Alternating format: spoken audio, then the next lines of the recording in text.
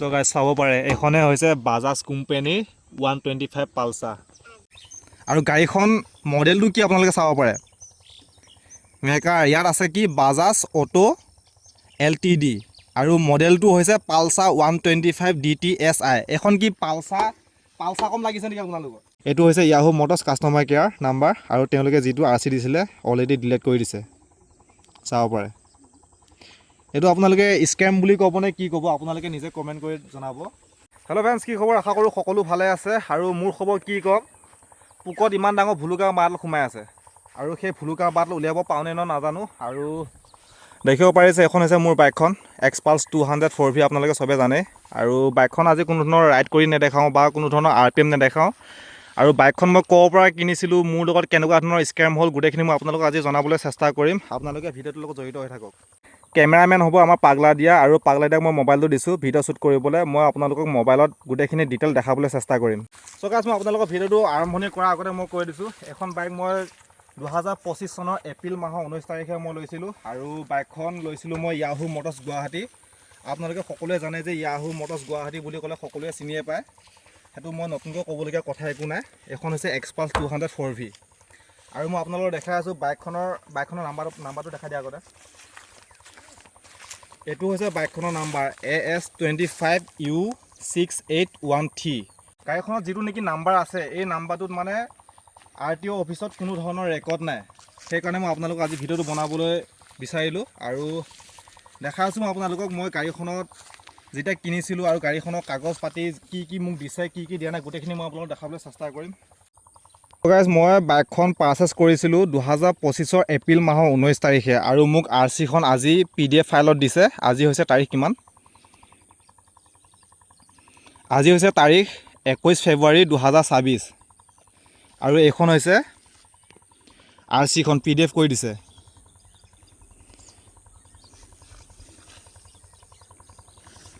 চাব পাৰে ইয়াতে গাড়ীখনৰ ৰেজিষ্ট্ৰেশ্যন নাম্বাৰ আছে AS25V681T আৰু বাইকখনৰ নাম্বাৰটো দেখাই দিয়া AS25U681T ইয়াত RCখনত যিটো ৰেজিষ্ট্ৰেশ্যন নাম্বাৰ আছে আৰু গাড়ীখনত যিটো নাম্বাৰ প্লেট লাগি আছে তাৰ মাজত এটাই আখৰ পাৰ্থক্য আছে ইয়াত আছে U আৰু ইয়াৰ RCখনত আছে V আৰু গাড়ীখন লৈছিলোঁ মই মোৰ দাদাৰ নামত আৰু দাদাৰ নামতে লোনটো হৈছিলে এতিয়া মই EMI ভৰি আছোঁ EMI ভৰোঁতে কি হৈছে এই চেণ্ডেল ফাটি গৈছে চাব পাৰে চেণ্ডেলৰ অৱস্থা কি হৈ গৈছে EMI ভৰোঁতে কিন্তু চেণ্ডেল এযোৰ ল'বলৈ পৰা নাই আৰু মোৰ লগত হৈ গৈছে স্কেম আপোনালোকে হয়তো কিছুমানে ক'ব পাৰে যে বেলেগৰ পৰা বাইকখন লৈছে কিন্তু বেলেগৰ বদনাম দিছে বুলি এইখন চাব পাৰে মানি ৰিচিপ্টটো Yahoo Motors ধৰিব পাৰিছেনে Yahoo Motors আৰু মই বাইকখন লৈছিলোঁ 92,000ত আজি RCখন দিছে এনেকুৱা অৱস্থা আৰু গাড়ীখন মডেলটো কি আপোনালোকে চাব পাৰে মেকাৰ ইয়াত আছে কি বাজাজ অটো LTD আৰু মডেলটো হৈছে পালচাৰ 125 DTSI এখন কি পালচাৰ কম লাগিছে নেকি আপোনালোকৰ এখন পালচাৰ 125 কম লাগিছে নেকি এখন হৈছে এক্সপালছ 200 4V মই ক'বলগীয়া কথা নহয় আপোনালোকে সকলোৱে চিনিয়ে পায় বাইক কোনখন বাইক কি আৰু ইয়াৰ RC লিখা আছে কি পালচাৰ 125 কোনটো এংগেলৰ পৰা মানে পালচাৰ 125 কম লাগিছে চেক কৰকচোন আপোনালোকে আৰু মই এতিয়া Yahoo Motorsৰ কাষ্টমাৰ কেয়াৰত মই ফোন কৰিম এইটো চাব পাৰে Yahoo Motors কাষ্টমাৰ কেয়াৰ 2 মানে 2 নম্বৰ আৰু সিহঁতৰ আৰু মই এতিয়া Yahoo Motorsত ফোন কৰি আছোঁ ফোন কৰি সিহঁতে কেনেকুৱা ধৰণৰ ৰেছপন্স দিয়ে মই সেইখিনি আপোনালোকক জনাবলৈ চেষ্টা কৰিম সৰি হোৱাটছএপত লাগি গৈছে ফোনটো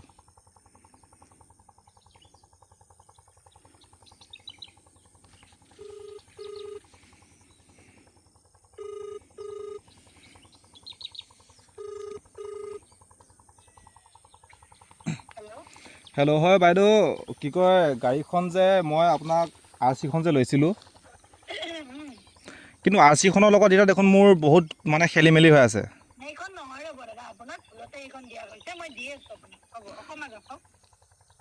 হয় নেকি অঁ দেৰি নকৰিব দিয়কচোন মানে কাগজখন আপোনালোকে শুনিলে কাষ্টমাৰ কেয়াৰে কি বুলি ক'লে যে মোক হেনো বেলেগ এখন RC দিছে আপোনালোকে চাব পাৰে ইয়াতে মোৰ মানি ৰিচিপ্টটো দাদাৰ নামটো আছে সুগ্ৰীপ কোঁৱৰ বুলি সুগ্ৰীপ কোঁৱৰ AS25V 6813 গাড়ীখনৰ নাম্বাৰ আৰু RC-খনত কি আছে আপোনালোকে চাব পাৰে। RC-খনত গাড়ীখনৰ নাম্বাৰটো আহিছে AS25V6813 নাম্বাৰটো একেই আছে আৰু দাদাৰ নামটো আছে ইয়াত অ'নাৰ নেম সুগ্ৰীপ কোঁৱৰ আৰু তেওঁলোকে কৈছে কি RC-খন হেনো বোলে বেলেগ RC দিলে। A few moments later. তো গাইছ Yahoo Motorsৰ কাষ্টমাৰ কেয়াৰত ফোন কৰিছিলোঁ আৰু চাব পাৰে আপোনালোকে 3:52 ফোন কৰিছিলোঁ, তেওঁলোকে বেলেগ এখন RC দিম বুলি কৈছিলে, কিন্তু এতিয়ালৈ কোনো ধৰণৰ ৰেছপন্স নাই। মই এতিয়া ফোন কৰি আছোঁ আৰু আপোনালোকক দেখাইছোঁ, চাব পাৰে 4:31 হ'ল, আধা ঘণ্টাৰ ওপৰত হ'ল ফোন কৰা আৰু এতিয়া ফোন কৰিম, তেওঁলোকে কেনেকুৱা ধৰণৰ ৰেছপন্স দিয়ে চাওঁ।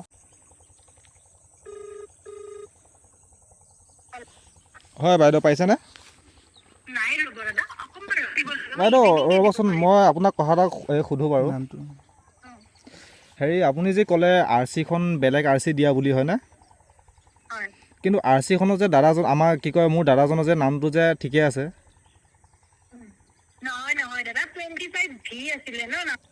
হয় হয় হয়।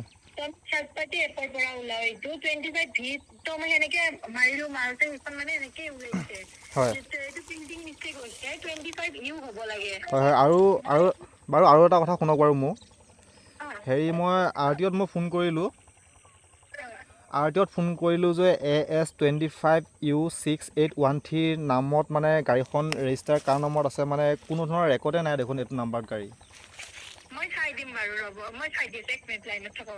বাৰু তেখেতে মোক লাইনত থাকিবলৈ কৈছে, কি দেখায় আৰু নাজানো, তেওঁলোকে চেক কৰি মোক কৈ আছোঁ বুলি কৈছে।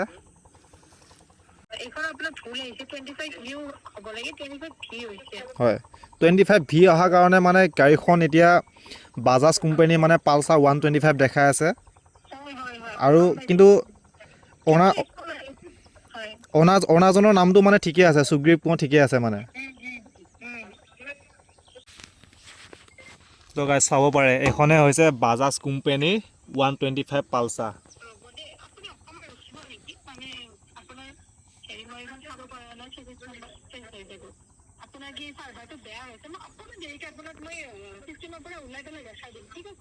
বাৰু RC-খন দি দিব মোক আপুনি।